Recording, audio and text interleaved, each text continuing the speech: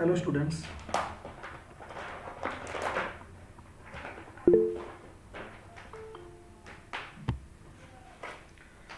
थोड़ा लेट हो गया लेक्चर में, थोड़ा नहीं बहुत लेट हो गया। Good morning.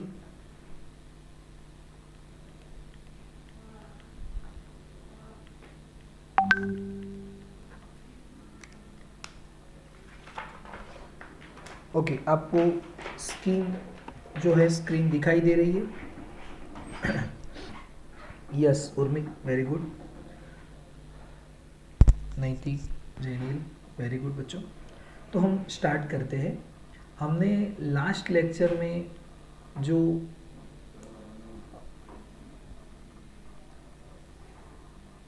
हॉलबैक एंड लिनार्ड का एक्सपेरिमेंट देखा था, फिर से देखिए।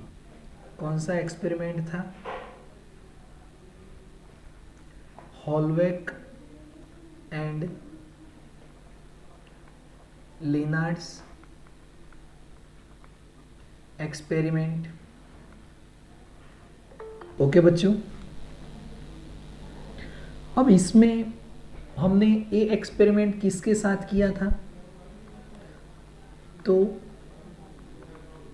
इंटेंसिटी के साथ। और इंटेंसिटी के साथ करने से हम यहाँ पे हमको जो कंक्लूजन मिला था, क्या कंक्लूजन मिला था? Stopping potential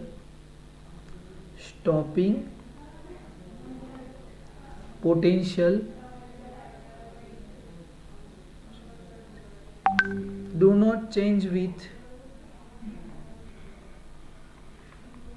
intensity। ओके, ये हमको पता होता। हमने ऐसे एक ग्राफ बनाया था, देखिए फिर से हम बहुत जल्दी में ग्राफ बना देते हैं। ये 0 वोल्टेज था, यहाँ पे वोल्ट 0 रखा था। यहाँ पे हमने I1 इंटेंसिटी वाला लिया, तो उसको हमने देखा कि यहाँ पे आके करंट 0 होता है। फिर I2 इंटेंसिटी वाला, पहले पॉजिटिव के साथ वोल्टेज के साथ करंट इंक्रीज होता है और फिर सैचुरेटेड हो जाता है। जब इसको डिक्रीज करते हैं तो वो यही पॉइंट पे आके 0 होता है। फिर हमने तीसरा इंटेंसिटी लिया और फिर ए ऐसे जाके सैचुरेटेड हो गया। इसको भी डिक्रीज किया तो सेम यही पॉइंट पे आके वो क्या हुआ? 0 हुआ। तो यहाँ से हमको समझ में आया कि हम इंटेंसिटी चेंज करते हैं I1, I2, I3, और उसके साथ स्टॉपिंग पोटेंशियल चेंज नहीं होता है। स्टॉपिंग पोटेंशियल चेंज नहीं होता है। समझ में आ रहा है आपको? तो हमने यहाँ से कंक्लूजन निकाला था कि stopping potential do not change with intensity. Intensity change करने से स्टॉपिंग पोटेंशियल चेंज नहीं होता। अगर इंटेंसिटी हमने I1 ली, फिर भी स्टॉपिंग पोटेंशियल इतना, I2 लिया फिर भी इतना मिला, I3 लिया फिर भी इतना मिला, अगर वो चेंज होता तो हर बार हमको स्टॉपिंग पोटेंशियल कैसा मिलता? डिफरेंट मिलता। ओके, तो एक हमको रिजल्ट मिला। अच्छा, अब हमको यही एक्सपेरिमेंट किसके साथ करना है? With frequency. तो बहुत जल्दी में हम यहाँ पे फिर से वो बना देते हैं डायग्राम। देखिए, ये हमने एक विंडो लिया था और यहाँ पे एक ग्लास ट्यूब है। ओके, यहाँ पे एक इलेक्ट्रोड है और यहाँ पे एक इलेक्ट्रोड है, और इसके साथ हमने यहाँ पे वोल्ट मीटर ज्वाइन किया। ओके, दिख रहा है आपको? ये ऐसे बरोबर है। इसका एक एंड हम लेके यहाँ पे आए और इसका एक एंड लेके हम यहाँ पे आए। इसके साथ ही हमने एमीटर को ज्वाइन किया था। यहाँ से ये वायर को हमने यहाँ पे जंप करवाया। ये सिंबल है, किसका सिंबल है? कि अगर दो वायर क्रॉस होते हैं तो इसके ऊपर से हम लेके जाते हैं, एक इसका सिंबल है। ये रियोस्टेट है और यहाँ पे इसको हमने ज्वाइन किया। ये नेगेटिव पॉजिटिव नेगेटिव और ये पॉजिटिव। ओके, और ये एक एंड यहाँ पे लेके आए और ये पॉजिटिव, ये प्लस है ये माइनस है। ओके, ये बन गया डायग्राम। और यहाँ पे अब हम ये एक्सपेरिमेंट किसके साथ करना चाहते हैं? With frequency. तो देखिए आज का टॉपिक हमारा यहाँ से स्टार्ट हो रहा है, फ्रीक्वेंसी। ओके, हम फ्रीक्वेंसी के साथ इसको चेंज करना चाहते हैं। और फ्रीक्वेंसी कैसे चेंज होगी? With colour. हमने देखा कि हम अगर पावर चेंज करते हैं 40 वॉट की जगह पे 60 वॉट, 60 वॉट की जगह पे 100 watt, then we can change yes intensity. अगर मैं वॉट उतना ही रखता हूँ और कलर चेंज करता हूँ तो मैं क्या चेंज कर रहा हूँ? फ्रीक्वेंसी। तो फ्रीक्वेंसी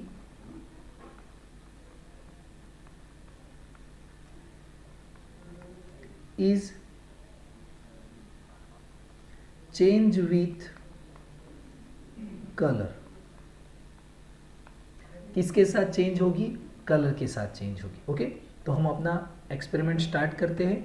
देखिए मैंने यहाँ पे लिया एक बल्ब, एक बल्ब लिया। ओके, ये बल्ब मान लो कि मैंने रेड कलर का लिया। इसमें से कुछ लाइट आएगी, ये यहाँ से लाइट आएगी और ये लाइट ये आपको स्ट्रेट ड्रॉ करना है, ऐसे आके इस इलेक्ट्रोड को, इस प्लेट को हीट करती है। जैसे प्लेट को हीट करती है हम देख रहे हैं कि हमको यहाँ पे कुछ करंट देखने को मिला, कुछ करंट देखने को मिला। उस वक्त हमने इस प्लेट को इसके साथ ज्वाइन किया, इसके साथ, और इसको इसके साथ ज्वाइन किया, तो ये क्या हुआ? पॉजिटिव, और ये क्या हुआ? नेगेटिव। ओके, अब इसमें से इलेक्ट्रॉन निकलते हैं और ये इलेक्ट्रॉन इस तरफ मूव करते हैं। तो जैसे इलेक्ट्रॉन इस तरफ आएंगे इसमें हमको कुछ करंट दिखेगा। हमको ये वाले इलेक्ट्रॉन नहीं दिखते हैं क्योंकि इलेक्ट्रॉन को हम देख नहीं सकते, पर हम एमीटर में करंट देख सकते हैं, एमीटर में करंट देख सकते हैं। तो जैसे हमको करंट दिखा उसका मतलब क्या कि इलेक्ट्रॉन यहाँ पे आ रहे हैं। और ये इलेक्ट्रॉन कैसे इलेक्ट्रॉन है? फ्री इलेक्ट्रॉन, क्योंकि फ्री इलेक्ट्रॉन ही क्या बनाते हैं? करंट। और एमीटर हमको क्या दिखाता है? करंट का मेजरमेंट दिखाता है। तो जैसे ये इलेक्ट्रॉन चलते हैं हमको कुछ करंट दिखा। अब हमने इसका ग्राफ बनाया। ये ग्राफ हम फ्रीक्वेंसी के साथ बनाते हैं, फ्रीक्वेंसी के लिए बनाते हैं। तो यहाँ पे ये देखिए इसका ग्राफ हम बनाते हैं, तो सेम वैसा ही ग्राफ है। ये एक स्ट्रेट लाइन और यहाँ पे ये हमने ओके, ये वोल्टेज है, ये क्या है? वोल्टेज। ओके, और यहाँ पे क्या है? करंट। ओके, वोल्टेज और करंट। अब यहाँ से देखिए जैसे 0 वोल्ट पे हमने एक बल्ब लिया, कितना? 40 वॉट का, 40 वॉट का बल्ब लिया और देखा कि 0 वॉट पे उसकी करंट इतनी दिखा रहा है, 0 वॉट पे उसकी करंट इतनी दिखा रहा है, बरोबर है। अब हमने वोल्टेज को इंक्रीज किया। वोल्टेज को कैसे इंक्रीज करेंगे? इस रियोस्टेट को स्लाइडिंग करेंगे, यहाँ पे लेके जाएंगे, यहाँ पे लेके जाएंगे, यहाँ पे लेके जाएंगे। तो रियोस्टेट को हम स्लाइड करेंगे तो वोल्टेज क्या होगा? इंक्रीज होगा। अब जैसे इस वोल्टेज को इंक्रीज करते हैं तो पहले 5 इलेक्ट्रॉन आ रहे थे, फिर 10 इलेक्ट्रॉन आ रहे हैं, फिर 20 आ रहे हैं, फिर 50 आ रहे हैं। ऐसे इलेक्ट्रॉन की नंबर ऑफ इलेक्ट्रॉन इंक्रीज होने लगे। हमने देखा कि इसका ग्राफ हमको ऐसे बनता हुआ देखा, ये वोल्टेज के साथ इंक्रीज होता है, इंक्रीज होता है और फिर क्या हो गया? सैचुरेटेड, कांस्टेंट हो गया। अब करंट ज़्यादा नहीं इंक्रीज होता। कैसे? आपने यहाँ से वोल्टेज को इंक्रीज किया 5, 10, 20, 40, 50, 60, पहले 5 इलेक्ट्रॉन, 10 इलेक्ट्रॉन, 20 इलेक्ट्रॉन, और फिर जाके इलेक्ट्रॉन क्या हो गए? आना कांस्टेंट हो गए, क्योंकि इसके पास जितने थे वो निकाल रहा है, अब उससे ज़्यादा नहीं है। तो 1 सेकेंड में 50, फिर 1 सेकेंड में 50, फिर 1 सेकेंड में 50, every second 50 electron goes to this plate to this plate. Okay, तो ये करंट क्या हो गया? कांस्टेंट हो गया। अब हमने क्या किया? फिर से इसकी पोलैरिटी चेंज कर दी। अब देखिए मैं यहाँ पे बारी बारी चेंज नहीं कर दूंगा, पर आपको समझना है। इसको मैंने नेगेटिव कर दिया और इसको पॉजिटिव कर दिया। This is negative and this is positive. जब भी आप थियरी लिखते हो तो आप बार बार तो डायग्राम ड्रॉ नहीं करने वाले, एक बार डायग्राम ड्रॉ करना है और उस पर लिख देना है कि this is positive and this is negative. पर जब आप थ्योरी लिखते हो तो आपको उसमें लिखना है कि हम इसकी पोलैरिटी चेंज कर रहे हैं। पोलैरिटी चेंज करने से इसका रिजल्ट हमको कुछ चेंज मिलेगा। ओके, तो मैंने पोलैरिटी चेंज कर दी। अब मैं वोल्टेज डिक्रीज कर रहा हूँ, तो एक करंट डिक्रीज हो रही है यहाँ से ऐसे ऐसे, और ज़ीरो वोल्टेज हुआ पर करंट ज़ीरो नहीं हुई। हमने वोल्टेज और नेगेटिव किया तो एक करंट यहाँ से ज़ीरो होते होते यहाँ पे आ गई, इस पे आके इसकी करंट ज़ीरो हो गई और इसको हम बोलेंगे stopping potential V01। V01 okay. ए क्या है, तो इसकी फ्रीक्वेंसी कितनी है, μ1। ओके, अब हमने क्या किया, देखिए यहाँ पे ये रेड बल्ब था, उसी जगह पे हमने, वोट तो सेम है, इसका 40 वॉट का बल्ब है, तो अब इसकी जगह पे हमने येलो बल्ब लिया, वो भी कितना 40 वॉट। मतलब हम किसको कांस्टेंट रखते हैं, इंटेंसिटी को, और क्या चेंज कर रहे हैं, फ्रीक्वेंसी। अब हमने फिर से इसको पॉजिटिव कर दिया और इसको नेगेटिव किया। जैसे पॉजिटिव करते हैं इलेक्ट्रॉन आने लगते हैं और हम देख रहे हैं कि हमको फिर से ग्राफ मिला, तो हमको इसकी करंट इतनी मिली। क्यों इससे थोड़ी ज़्यादा मिली, तो हमने कलर चेंज किया, फ्रीक्वेंसी से थोड़ा डिफरेंट हमको मिलता है। फिर हमने वोल्टेज पॉजिटिव में इंक्रीज किया, ये इंक्रीज होने लगा और यहीं पे आके सैचुरेटेड हो गया, यहीं पे आके सैचुरेटेड हो गया। हमने फिर से पोलैरिटी चेंज की, इसको नेगेटिव किया, इसको पॉजिटिव किया। नेगेटिव करते हैं तो एक इलेक्ट्रॉन भी नेगेटिव है, ये प्लेट भी नेगेटिव है, तो नेगेटिव और नेगेटिव के बीच में क्या होगा, क्या होगा बच्चों, रिपल्शन। रिपल्शन होगा तो ए इलेक्ट्रॉन अब यहाँ पे नहीं आ रहे, पर फिर भी जिसके पास इस प्लेट का जो फोर्स है, रिपल्शन फोर्स, इससे ज़्यादा एनर्जी है, वो थोड़े बहुत इलेक्ट्रॉन यहाँ पे चले रहा है, बरोबर है। तो फिर से हमने इसका वोल्टेज डिक्रीज किया और हम देख रहे हैं कि वो इस पॉइंट पे आके ज़ीरो हुआ। हमको ए मिला 2, ए माइनस V01 V02। यहाँ पे हमने देखा कि स्टॉपिंग पोटेंशियल चेंज हुआ, स्टॉपिंग पोटेंशियल चेंज हुआ, उसमें स्टॉपिंग पोटेंशियल चेंज हुआ था। देखिए सबके लिए एक ही पॉइंट पे आके करंट ज़ीरो हो रहा था। आप जितनी भी इंटेंसिटी बढ़ा लीजिए पर एक ही पॉइंट पे आके करंट ज़ीरो होता है। हमने इसके लिए फिर से यहाँ पे देखिए थर्ड फ्रीक्वेंसी ली, इसको वोल्टेज इंक्रीज किया, यहीं पे जाके सैचुरेटेड होती है, और इसको भी डिक्रीज करते हैं तो वो इस पॉइंट पे आके ज़ीरो होती है। और ये कौन सा पॉइंट है, तो हमने लिया V03। ओके, तो यहाँ से आपको क्या रिजल्ट मिलता है, ए फ्रीक्वेंसी कितनी थी, तो ए फ्रीक्वेंसी थी μ1, ए फ्रीक्वेंसी कितनी थी μ2, और ए फ्रीक्वेंसी कितनी थी μ3। तो हमने यहाँ पे क्या लिया कि μ3 greater than μ2 greater than μ1।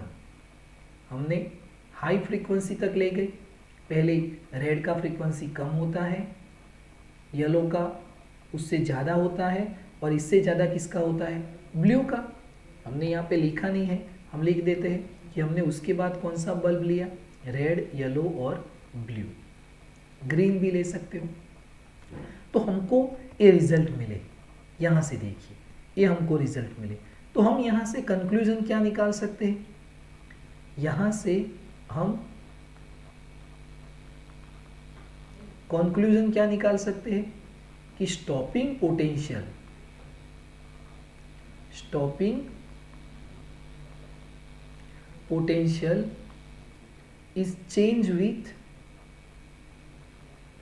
is change with frequency। Okay, किसके साथ चेंज हो रहा है, फ्रीक्वेंसी के साथ। और हमने यहाँ पे क्या लिखा है, stopping potential do not change with intensity. वो इंटेंसिटी के साथ चेंज नहीं होता है, पर किसके साथ चेंज होता है, फ्रीक्वेंसी के साथ। किसके साथ बच्चों? फ्रीक्वेंसी के साथ। तो यहाँ से हमको इसको थोड़ा समझना है। और 1 मिनट,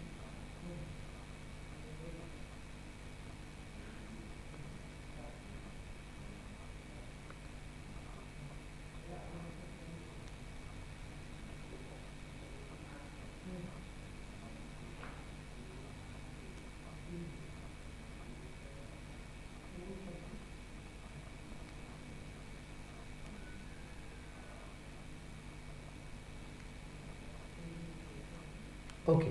तो ये हमको एक कंक्लूजन मिला कि stopping potential is change with frequency. Frequency के साथ हम उसको चेंज कर सकते हैं, बरोबर है। अब यहाँ से आके इस थ्योरी में थोड़ा बहुत टर्न आता है। टर्न मीन्स यहाँ से हमको इसको समझना है, और इसको हम कैसे समझेंगे वो यहाँ से याद रखना है। अब हम डिस्कशन करते हैं एनर्जी के बारे में।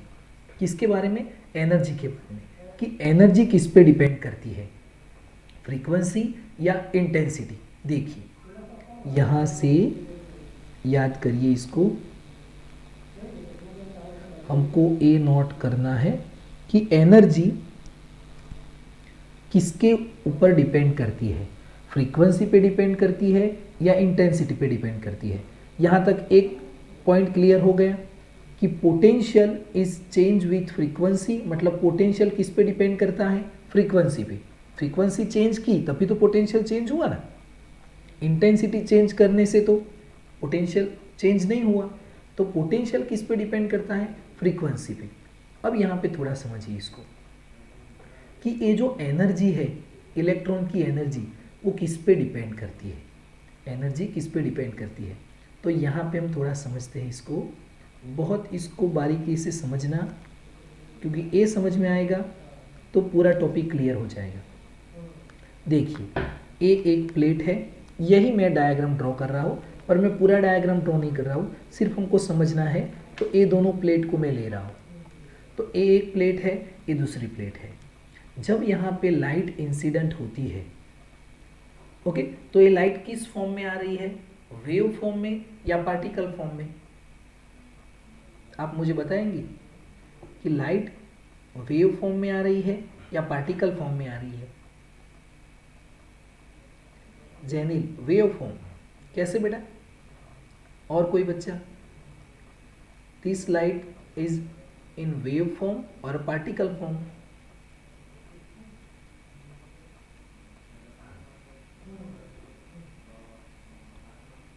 Give me answer.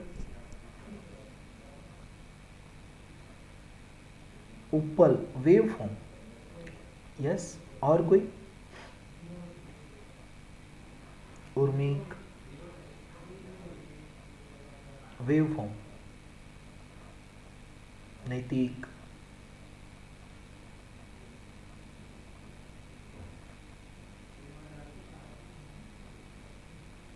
Wave form, okay. अब देखिए मैं आपको बोल रहा हूं कि ये लाइट पार्टिकल फॉर्म में आ रही है। किस फॉर्म में आ रही है, पार्टिकल फॉर्म में। हम ऐसा क्यों बोल सकते हैं? देखिए ये लाइट जब इस पे स्ट्राइक करती है तो इसमें से क्या निकलता है, इसमें से क्या निकलता है, इलेक्ट्रॉन निकलते हैं ना। ये इलेक्ट्रॉन कैसे है, फ्री इलेक्ट्रॉन है। अब देखिए किसी भी प्लेट में से इलेक्ट्रॉन निकालने हैं तो यहाँ से जो लाइट आती है ये इसको स्ट्राइक करनी चाहिए, ऐसे ज़ोर से आके टकरानी चाहिए, तभी तो उसमें से इलेक्ट्रॉन निकलेंगे। समझ में आ रहा है? अब अगर ये लाइट वेव फॉर्म में आती है तो वेव फॉर्म पे वेव फॉर्म होता है, उसके पास मास होता है, नहीं होता है। मास किस फॉर्म के पास होता है, पार्टिकल फॉर्म के पास। और जो मास वाला ऑब्जेक्ट यहाँ पे टकराता है तभी तो इलेक्ट्रॉन को बाहर निकालेगा। ऐसे आके सिर्फ टकराएगा, जिसके पास मास नहीं होगा वो उसमें से निकाल सकेगा इलेक्ट्रॉन? नहीं निकाल सकेगा। अब आप मुझे बताएंगे कि इसमें से इलेक्ट्रॉन तो निकल रहे हैं, मतलब ये लाइट जो है वो किस फॉर्म में है, वेव फॉर्म या पार्टिकल फॉर्म?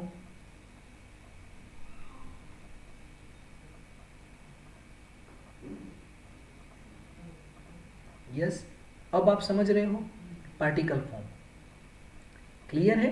क्योंकि पार्टिकल के ही पास मास होता है और मास वाला ऑब्जेक्ट जब इस पे टकराएगा तभी तो इसमें से इलेक्ट्रॉन निकलेंगे। ओके, तो हम यहाँ पे समझ रहे थे कि यहाँ से इलेक्ट्रॉन आ रहे हैं, यहाँ से इलेक्ट्रॉन आ रहे हैं। पहले जब यहाँ से इलेक्ट्रॉन आ रहे थे, ए पॉजिटिव था और ए नेगेटिव था, तो ए इलेक्ट्रॉन इस तरफ चल रहे हैं, ए ऐसे चल रहे हैं। पर जब मैंने इसको नेगेटिव कर दिया और इसको पॉजिटिव कर दिया, तो पहले इतने इलेक्ट्रॉन आ रहे थे, देखिए सारे इलेक्ट्रॉन आ रहे थे। फिर हमने देखा कि ए इलेक्ट्रॉन 3 इलेक्ट्रॉन आ रहे हैं, फिर 2 इलेक्ट्रॉन आ रहे हैं, फिर 1 इलेक्ट्रॉन हो गया और फिर 0 हो गया। पहले इतने सारे इलेक्ट्रॉन आ रहे थे, इतने सारे, फिर कितने हो गए, इतने, फिर कितने हो गए, इतने, फिर कितने हो गए, इतने, और फिर लास्ट में कितने हो गए, 0। क्यों? क्योंकि ए भी इलेक्ट्रॉन भी नेगेटिव है और ए प्लेट भी क्या है, नेगेटिव। तो नेगेटिव और नेगेटिव के बीच में क्या होगा, रिपल्शन फोर्स लगेगा, तो ए इसको 0 कर देता है। अब हम देख रहे हैं कि हमने देखा कि इस एमीटर में करंट कितना हो गया, 0। करंट 0 हुआ, इसका मतलब क्या, करंट 0 होना उसका मतलब क्या कि इलेक्ट्रॉन का आना क्या हो गया, बंद हो गया। जैसे ही इलेक्ट्रॉन का आना बंद हो गया, करंट क्या हो गई, 0 हो गई। हमको तो इलेक्ट्रॉन नहीं दिखते हैं, हमको क्या दिखता है, ये जो इलेक्ट्रॉन एमीटर जो करंट दिखाता है वो हमको करंट ही दिखता है। तो करंट जो है वो 0 हो गया, तो उससे हमको समझ में आएगा कि इलेक्ट्रॉन का आना क्या हो गया, बंद हो गया। पर ये इलेक्ट्रॉन को किसने रोका, इस इलेक्ट्रॉन को किसने रोका, तो देखिए यहाँ से ये जब इलेक्ट्रॉन आते हैं तो ऐसे दौड़ के आते हैं, कैसे आएंगे, दौड़ के आएंगे।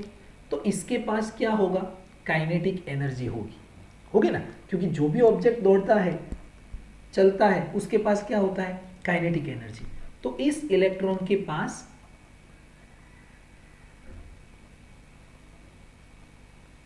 Electron have kinetic energy, kinetic energy. Kinetic energy का फॉर्मूला क्या होता है, K is equal to half mv²। Kinetic energy का फॉर्मूला क्या होता है, K is equal to half mv²। Okay, तो इस सारे इलेक्ट्रॉन के पास क्या है, काइनेटिक एनर्जी है।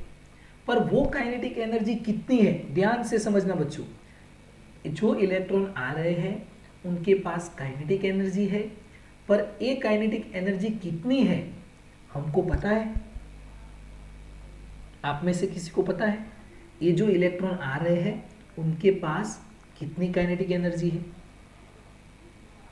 उनके पास कितनी काइनेटिक एनर्जी है, क्या आपको पता है?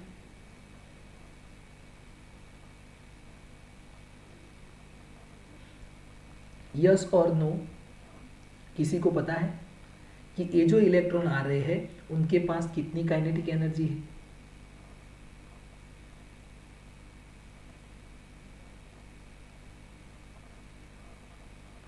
आंसर देने में थोड़ी स्पीड रखिए बच्चों।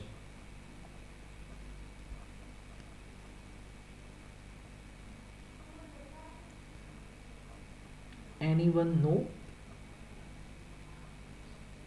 how much kinetic energy?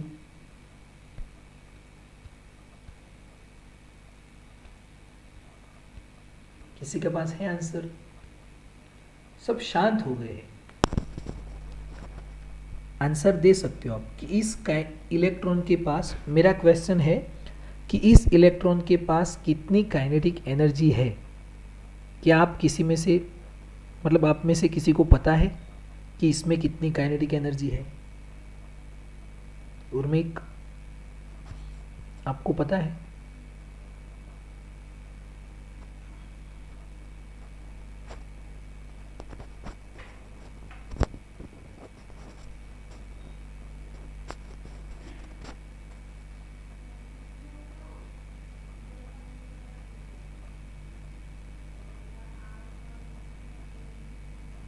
Okay, देखिए, तो मैं आपको यहाँ पे ऐसे बोलूँगा कि यहाँ पे कितनी काइनेटिक एनर्जी है इस इलेक्ट्रॉन के पास, वो हमको नहीं पता है, वो हमको नहीं पता है। अब इसके पास कितनी काइनेटिक एनर्जी है वो हमको नहीं पता है, पर अगर मान लो कि पहले यहाँ से जो इलेक्ट्रॉन आ रहे हैं उसके पास, मतलब ए इलेक्ट्रॉन आ रहे हैं, उसके पास 100 काइनेटिक एनर्जी है। कितनी? 100 इलेक्ट्रोवोल्ट काइनेटिक एनर्जी है। अब मैंने सामने यहाँ से जो वोल्टेज दिया, नेगेटिव वोल्टेज, वो वोल्टेज मैंने दिया 20। कितना? 20। तो यहाँ से जो इलेक्ट्रॉन आ रहे हैं, देखिए फिर से, यहाँ से जो इलेक्ट्रॉन इस तरफ जा रहे हैं उनके पास अभी कितनी एनर्जी है, काइनेटिक एनर्जी? 100 इलेक्ट्रोवोल्ट। और मैंने यहाँ से जो एनर्जी देनी है वो कितनी है? 20 इलेक्ट्रोवोल्ट। तो क्या होगा कि इसमें से जिसकी एनर्जी 20 इलेक्ट्रोवोल्ट थी, ये सब इलेक्ट्रॉन की एनर्जी 100 इलेक्ट्रोवोल्ट नहीं है, पर किसी की, इसमें से किसी की मान लो कि 20 इलेक्ट्रॉन की, फिर से बहुत कंफ्यूजन हो रहा है यहाँ पे, तो इसको अच्छे समझना। इलेक्ट्रॉन कितने हैं टोटल? 100। उसमें से 20 इलेक्ट्रॉन के पास कितनी एनर्जी है? 20 इलेक्ट्रोवोल्ट। मैंने यहाँ पे कितनी दी? 20 इलेक्ट्रोवोल्ट। तो A20 यहाँ पे आ रहे हैं इतनी एनर्जी लेके, और यहाँ से भी मैंने इतनी एनर्जी दी, तो A यहाँ पे आएंगे या नहीं आएंगे? क्योंकि इसके पास भी एनर्जी है, मैंने उतनी ही एनर्जी यहाँ पे दी, तो A इसको क्या करेगा? रिपेल करेगा। समझ में आ रहा है? A20 मैंने दी और A20 इसके पास आ रही है, तो A इसको क्या करेगा? रिपेल करेगा। तो यहाँ से A20 इलेक्ट्रॉन नहीं आएंगे, पर उसमें से अब कितने आएंगे? 80, क्योंकि 100 में से 20 के पास इतनी एनर्जी थी, तो यहाँ से 20 आ रहा है, मैं भी यहाँ से 20 दे रहा हूँ, तो टोटल कितना हो जाएगा? 0 होगा ना। ये 20 प्लस एनर्जी लेके आ रहे हैं और ये 20 माइनस मैंने दिया, यहाँ से प्लस एनर्जी लेके आ रहे हैं और मैंने माइनस इलेक्ट्रोवोल्ट एनर्जी दिया, तो प्लस माइनस क्या हो गया? 0। अब इस 100 में से कितने बच गए? 80 इलेक्ट्रॉन बचे। उस 80 में से 50 के पास 50 इलेक्ट्रोवोल्ट एनर्जी है और मैंने यहाँ 50 कर दिया, तो A 50 प्लस लेके आ रहे हैं, A माइनस। अब A क्या हो गए? 0। अभी कितने बचे? 30। मैंने इस 30 के पास एनर्जी है 70 इलेक्ट्रोवोल्ट और मैंने भी यहाँ पे 70 कर दी, अब जाके जाके क्या हो गया? 0। अब टोटल इलेक्ट्रॉन आना बंद हो गए, टोटल इलेक्ट्रॉन आना बंद हो गए, मीन्स टोटल करंट क्या हुआ? 0। फिर से इस पॉइंट को ऐसे समझते हैं कि यहाँ से जो इलेक्ट्रॉन आ रहे हैं उसमें से जिसकी एनर्जी, यहाँ पे हम जो एनर्जी दे रहे हैं उतनी है, तो ये क्या हो जाएंगे? आना बंद हो जाएंगे। पर जिसमें हम जो एनर्जी दे रहे हैं उससे ज़्यादा एनर्जी जिस इलेक्ट्रॉन के पास है वो तो चल के आ जाएगा, वो तो चल के आ जाएगा, क्योंकि इसको ये रिपेल करेगा। समझ में आ रहा है? यहाँ पे कंफ्यूजन हो रहा है या क्लियर हो रहा है माइंड में आपको? आप मुझे बताइएगा, तो हम उसको थोड़ा और रिवाइज करेंगे। फिर से इलेक्ट्रॉन कितने हैं? 100। मैंने कितना एनर्जी दिया? -20 इलेक्ट्रोवोल्ट। और यहाँ से जिस इलेक्ट्रॉन के पास +20 इलेक्ट्रोवोल्ट होगा, तो +20 और -20 क्या हो गए? 0। 0 हो गया एनर्जी। पर अभी भी थोड़े बहुत इलेक्ट्रॉन के पास इस -20 से ज़्यादा एनर्जी है, वो तो अभी भी यहाँ पे आएंगे। ये इसको रोक रहा है कितनी एनर्जी से? 20। तो यहाँ पे जो 20 वाले होंगे वो रुक जाएंगे, पर जो उससे ज़्यादा है वो तो चले जाएंगे ना। तो मुझे इसके लिए और एनर्जी इंक्रीज करनी पड़ेगी, तो मैं रोक रहा हूँ यहाँ से। मैं क्या दे रहा हूँ? एनर्जी। कैसे? मैं एनर्जी कैसे दे रहा हूँ? तो हमको पता है कि potential difference is equal to क्या होता है?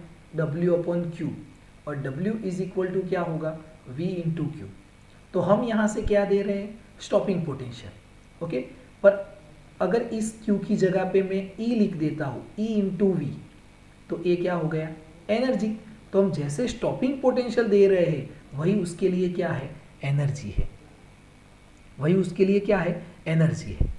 तो अब आप मुझे बताइए कि ये जो एनर्जी है इलेक्ट्रॉन की जो काइनेटिक एनर्जी है वो इलेक्ट्रॉन की काइनेटिक एनर्जी किस पे डिपेंड करेगी, फ्रीक्वेंसी या इंटेंसिटी? सोच के बताइए।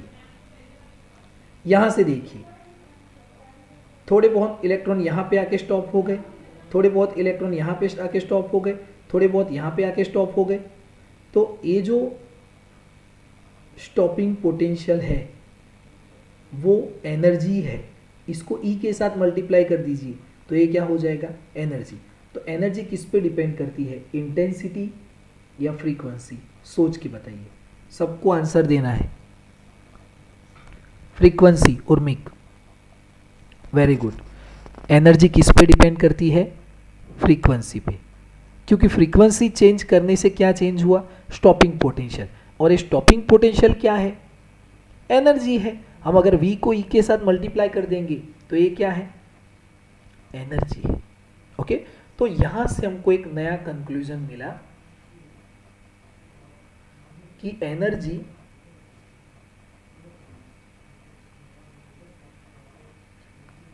एनर्जी इज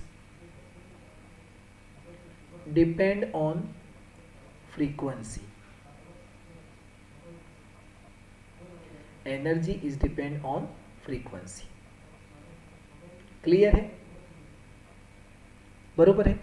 अब करंट किस पे डिपेंड करता है, करंट किस पे डिपेंड करता है?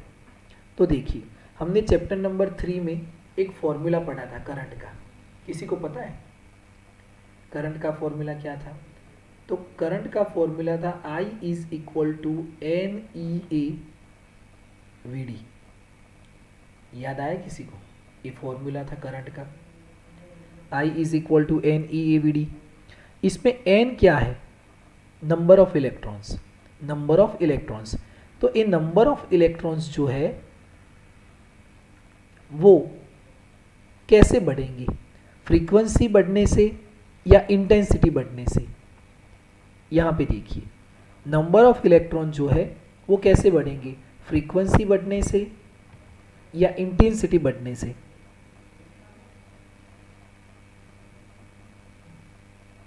कोई बताएगा? इंटेंसिटी, जेनिल, अच्छी बात है, बहुत अच्छा। और कोई बताएगा कि इलेक्ट्रॉन कैसे बढ़ेंगे?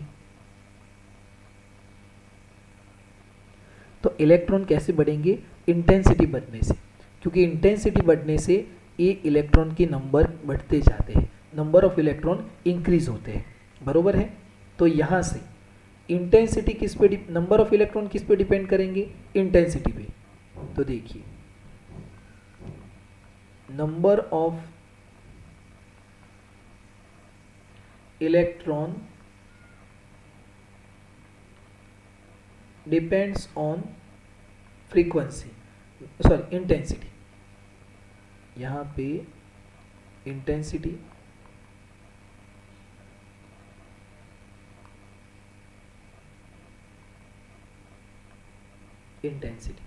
Number of electron means current, क्योंकि इलेक्ट्रॉन से ही करंट बनती है। ओके, यहाँ तक समझ में आ रहा है बच्चों कि हमने क्या यहाँ पे कंप्लीट किया कि फ्रीक्वेंसी मतलब एनर्जी किस पे डिपेंड करती है, फ्रीक्वेंसी, और फ्रीक्वेंसी मतलब स्टॉपिंग पोटेंशियल। तो मैं यहाँ पे नोट कर सकता हूँ कि ये जो काइनेटिक एनर्जी है, kinetic energy is equal to क्या होता है, E इंटू वी ज़ीरो। ये वी ज़ीरो क्या है, स्टॉपिंग पोटेंशियल। मैंने इसको किसके साथ मल्टीप्लाई किया, इलेक्ट्रॉन के साथ, तो ये हो गया ना, W is equal to E into V, energy, work is energy. तो इसको हमने किसके साथ कंपेयर किया, काइनेटिक एनर्जी के साथ। क्यों काइनेटिक एनर्जी के साथ कंपेयर किया, क्योंकि काइनेटिक एनर्जी ये इलेक्ट्रॉन लेके आ रहे थे। देखिए, ये इलेक्ट्रॉन क्या लेके आ रहे थे, काइनेटिक एनर्जी। उसको रोकने के लिए हमको भी उतनी ही एनर्जी देनी चाहिए, क्योंकि ये +100 एनर्जी लेके आएंगी और हम सामने -100 देंगे, तभी तो ये आना स्टॉप होंगे। प्लस माइनस क्या हो जाएगा, 0। तो इस काइनेटिक एनर्जी को रोकने के लिए हमको भी क्या देना पड़ेगा, एनर्जी। तो हमने भी एनर्जी दिया। तो stopping potential is multiply with electron and this become energy. Okay, और एक काइनेटिक एनर्जी को हम मैक्सिमम लिखते हैं, तो इस फॉर्मूला को आप ऐसे भी लिख सकते हैं, half mv² maximum is equal to EV0। ये मैक्सिमम क्यों लिखते हैं उसको यहाँ से समझिए कि हमने इसको डिक्रीज किया, फ्रीक्वेंसी को डिक्रीज किया, मतलब वोल्टेज को डिक्रीज किया, तो थोड़े इलेक्ट्रॉन यहाँ पे आके ज़ीरो हो गए, आना बंद हो गए, थोड़े इलेक्ट्रॉन यहाँ पे आके आना बंद हो गए। जैसे टोटल 100 थे, 100 में से 20 पहले बंद हो गए, 50 फिर बंद हो गए, अब कितने बचे, 30 बचे ना। वो 30 हमने देखा कि यहाँ पे आके बंद होते हैं, तो वो जो 30 बचते हैं वो मैक्सिमम आप एनर्जी देते हो तब जाके बंद होते हैं आना, तो वो मैक्सिमम एनर्जी। तो यहाँ पे ये फॉर्मूला आपको समझ में आएगा, क्लियर है। अब यहाँ से हमको ये तो समझ में आया, हमको ये तो समझ में आ गया कि energy is change with frequency. अच्छी बात है कि एनर्जी फ्रीक्वेंसी के साथ चेंज होती है, पर एनर्जी इंटेंसिटी के साथ चेंज नहीं होती है, ये अच्छी बात नहीं है, ये अच्छी बात नहीं है। क्योंकि वेव थ्योरी क्या कहती है, आपने चैप्टर नंबर 10 में पढ़ा ना। चैप्टर नंबर 10 क्या था, चैप्टर नंबर 10 था वेव ऑप्टिक्स। क्या था, वेव ऑप्टिक्स। और वेव ऑप्टिक्स में हमने देखा कि intensity is depend upon amplitude square, और एम्पलीट्यूड क्या है, एनर्जी है। इंटेंसिटी क्या है, एनर्जी, क्योंकि इंटेंसिटी का फॉर्मूला क्या है, एनर्जी पर यूनिट एरिया। तो इंटेंसिटी का मतलब क्या है, एनर्जी। पर हमने तो यहाँ पे क्या देखा कि एनर्जी, ये जो एनर्जी है वो तो इंटेंसिटी के साथ चेंज नहीं होती है, एनर्जी तो किस पे डिपेंड करती है, फ्रीक्वेंसी पे। तो ये वेव थ्योरी जो थी वो पूरे की पूरी क्या हो गई, गलत साबित हुई। क्योंकि अभी तक तो हम ऐसे पढ़ रहे थे, हमने पूरे चैप्टर में ऐसे पढ़ा कि इंटेंसिटी किस पे डिपेंड करती है, एनर्जी पे। पर हम क्या देख रहे हैं कि एनर्जी यहाँ पे तो किस पे डिपेंड करती है, फ्रीक्वेंसी पे। तो ये जो वेव थ्योरी थी वो पूरे की पूरी क्या हो गई, गलत हो गई। समझ में आ रहा है, वेव थ्योरी में पूरे का पूरा वेव थ्योरी फेल हो गया। तो हमको आगे जाके ये वेव थ्योरी और पार्टिकल थ्योरी उसको अच्छे से समझना है। और ये जो इलेक्ट्रॉन निकल रहे हैं, ये जो इलेक्ट्रॉन निकल रहे हैं, यहाँ पे देखिए, ये जो इलेक्ट्रॉन निकल रहे हैं वो इलेक्ट्रॉन को हम क्या बोलेंगे, फोटो इलेक्ट्रॉन। क्या बोलेंगे, फोटो इलेक्ट्रॉन। क्योंकि हम इसको किस मेथड से निकाल रहे हैं, किस एमिशन मेथड से इसको निकाल रहे हैं, तो फोटो इलेक्ट्रिक एमिशन। मतलब यहाँ से जो इलेक्ट्रॉन निकलेंगे उसको क्या बोलेंगे, फोटो इलेक्ट्रॉन। क्लियर है। तो यहाँ पे याद रखिए फोटो इलेक्ट्रॉन, ओके। क्योंकि हम इसको फोटो इलेक्ट्रिक एमिशन से निकाल रहे हैं, ओके। तो इसमें आपको याद रखना है, ये वेव थ्योरी ने बताया और ये हमने प्रूफ किया। तो हम किसको एक्सेप्ट करेंगे, जिसको प्रूफ करते हैं वो एक्सेप्ट करेंगे, या कि सिर्फ बुक में लिखा हुआ है उसको एक्सेप्ट करेंगे।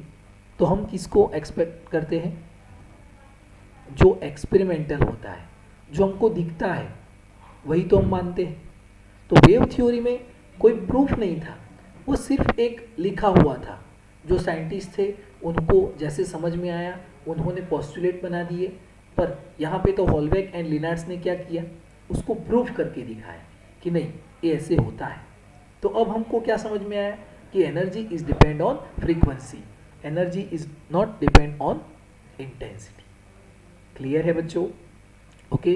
तो यहाँ पे हमको ये जो आज का टॉपिक है वो आई होप आपको समझ में आया होगा। अगर नहीं समझ में आया है तो आप मुझे फिर से पूछ सकते हो, हम फिर से इसको रीराइट करेंगे। उर्मिक, यस, वेरी गुड। तो ये आपको याद रखना है कि हमको इसमें एक ही पॉइंट को कैच करना है कि जो इलेक्ट्रॉन आ रहे हैं उसको हम अगर बंद करना चाहते हैं तो वो जो एनर्जी लेके आ रहे हैं उतनी ही एनर्जी हमको सामने देनी पड़ेगी, बरोबर है, तभी तो वो स्टॉप होंगी, बरोबर। उनके पास 100 एनर्जी है और मैंने यहाँ पे 20 एनर्जी दी तो वो नहीं रुकेंगे, मुझको भी कितनी देनी पड़ेगी, 100। तो मैं 100 माइनस दे रहा हूँ, वो 100 प्लस लेके आ रहे हैं, और दोनों क्या हो गए, जीरो। जीरो मतलब इलेक्ट्रॉन आना बंद हो गए। क्लियर है? तो इस पूरे टॉपिक को अच्छे से समझना। वेव थ्योरी क्या है, इंटेंसिटी किस पे डिपेंड कर रही है, फ्रीक्वेंसी किस पे डिपेंड कर रही है, करंट किस पे डिपेंड कर रहा है, इनको भी अच्छे से समझना। और अब हम नेक्स्ट लेक्चर में इसके बारे में डिस्कशन करेंगे, थ्रेशोल्ड फ्रीक्वेंसी। इसके बारे में डिस्कशन करना है हमको, थ्रेशोल्ड फ्रीक्वेंसी। बुक में आप देखना, ये टॉपिक आपको 2-3 पेज में दिया है, हॉलबेक एंड लेनार्ड एक्सपेरिमेंट, ओके। और हम इसको बारी बारी अलग अलग ऐसे समझते हैं। क्लियर है बच्चों? तो इसको आपको अच्छे से समझना है, नोटबुक में नोट करवाना है। और आज आपका टर्न होगा, आई थिंक, नोटबुक चेकिंग में। आज टर्न है ना आपका नोटबुक चेकिंग का, तो यस, तो सारे बच्चों को नोटबुक लेके आना है, चेक करवानी है, और फिर आपका काम कंप्लीट होता है तो आपको वापस घर जाना है। बरोबर है? चलिए, तो फिर हम मिलते हैं नेक्स्ट लेक्चर में। तब तक आप इसको अच्छे से रीड करना और अच्छे से इसको समझना।